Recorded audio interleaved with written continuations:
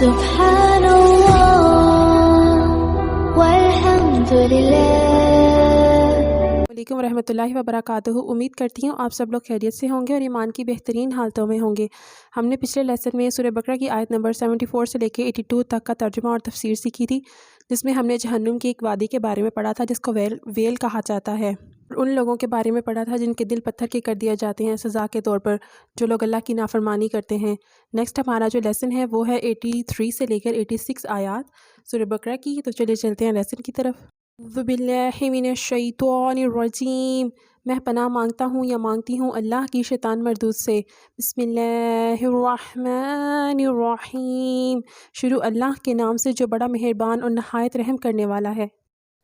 سورہ بقرہ کی آیت نمبر 83 ہے، وا اور اذ جب اخذنا لیا ہم نے میثاقا پکا عہد بنی اسرائیل سے، لا نہیں تعبدون تم عبادت کرو گے، الا مگر اللہ کی، وا اور بالوالدین ساتھ والدین کے، احسان کرو گے، وذی القربیٰ رشتہ داروں کے، وا اور یتیمہ یتیموں کے، وا اور مسکینوں کے، وا اور قولوا کہو گے للناس لوگوں سے، حسناً خوبصورت بات، واقیموا اور قائم کرو گے الصلاۃ نماز، وآتوا الزکوٰۃ اور زکوٰۃ ادا کرو گے، ثم پھر تولیتم منہ موڑ لیا تم نے، الا مگر قلیلاً بہت تھوڑے، منکم تم میں سے، وہ انتم تم ہی معرضون اعراض کرنے والے کرو۔ جب ہم نے بنی اسرائیل سے عہد لیا تھا کہ تم نہیں عبادت کرو گے کسی کی سوائے اللہ کے،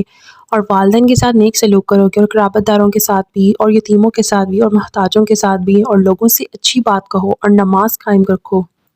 اور زکوٰۃ ادا کرو، پھر اس سے تم پھر گئے سوائے تم میں سے تھوڑے لوگوں کے، اور تم ہی پھر جانے والے ہو۔ یہاں پر عبادت کے بعد فوراً والدین کے ساتھ اچھا سلوک کرنے کا حکم دیا جا رہا ہے۔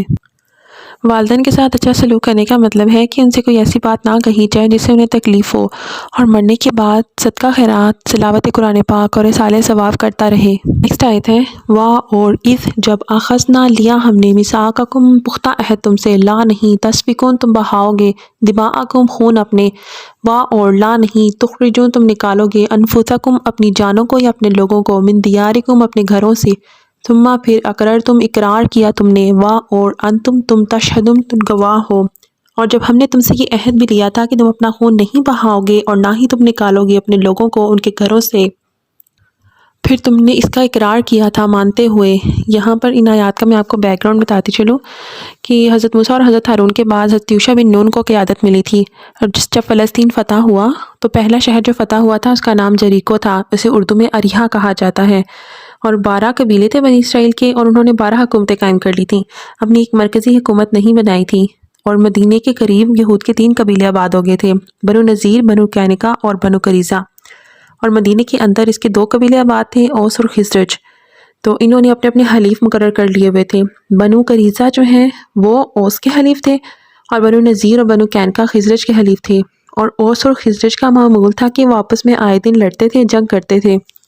اور اپنے اپنے حلیفوں کو بلا لیتے تھے، یعنی آپس میں لڑائی کرتے رہتے تھے، اور ان میں سے جب کوئی شخص ایک دوسرے کے ہاتھوں گرفتار ہو جاتا تھا تو اسے مال دے کر بعد میں چھڑا لیا جاتا تھا۔ تو رات میں یہودیوں سے اللہ تعالیٰ نے عہد لیا تھا کہ وہ اپنوں کی خون ریزی نہیں کریں گے اور نہ ان کو اپنے گھروں سے نکالیں گے، لیکن انہوں نے اپنے دین کی مخالفت کی، اور جس کی سزا انہیں یہ ملی کہ بنو قریظہ 3 ہجری میں مارے گئے، ایک دن میں ان کے 700 آدمی قتل ہوئے، اور بنو نذیر اس سے پہلے ہی جلا وطن کر دیے گئے تھے۔ یہ تو دنیاوی سزا تھی، آخرت کی سزا ابھی باقی ہے۔ نیکسٹ آیت ہے، ثم پھر انتم تم ہؤلائی وہ لوگ ہو تقتلون تم قتل کر ڈالتے ہو انفسکم اپنے لوگوں کو، وا اور تخرجون تم نکال دیتے ہو فریقاً ایک گروہ کو، منکم تم میں سے، من دیارہم ان کے گھروں سے،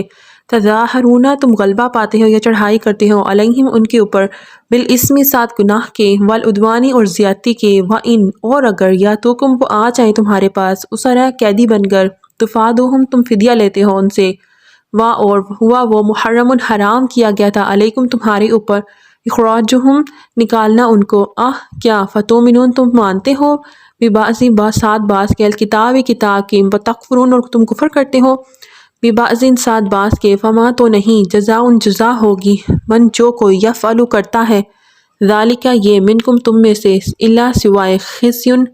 رسوائی فی الدنیا فی الحیات الدنیا دنیا کی زندگی میں، والیوم الآخر قیامت کے دن، یردون وہ لوٹائے جائیں گے الی طرف اشدی شدید ترین عذابی عذاب کے، وما اور نہیں اللہ بغافل غافل اما اس سے جو تعملون تم عمل کرتے ہو۔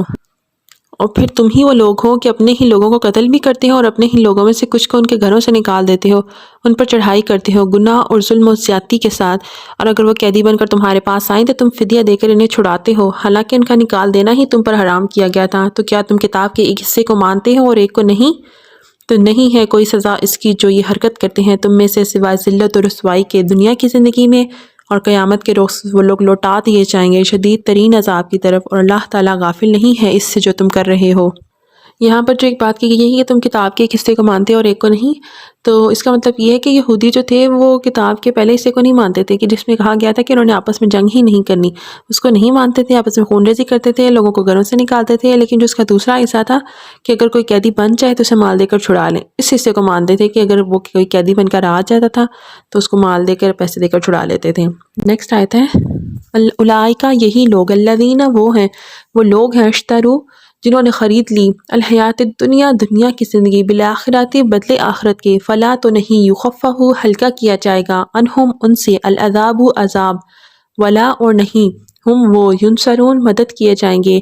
یہ وہ لوگ ہیں جنہوں نے دنیا کی زندگی اختیار کر لی ہے آخرت کو چھوڑ کر، سو اب نہ تو ان سے عذاب ہلکا کیا جائے گا اور نہ ہی ان کی کوئی مدد کی جائے گی۔ یعنی قیامت کا عذاب، آخرت کا عذاب ہمیشہ ہمیشہ کے لیے ہوگا۔ جن لوگوں کو جنت میں بھیج دیا جائے گا وہ ہمیشہ جنت میں رہیں گے، اور جن کو جہنم میں بھیج دیا جائے گا وہ لوگ ہمیشہ اس میں رہیں گے۔ یہ تھا ہمارا آج کا لیسن۔ جزاک اللہ خیرہ۔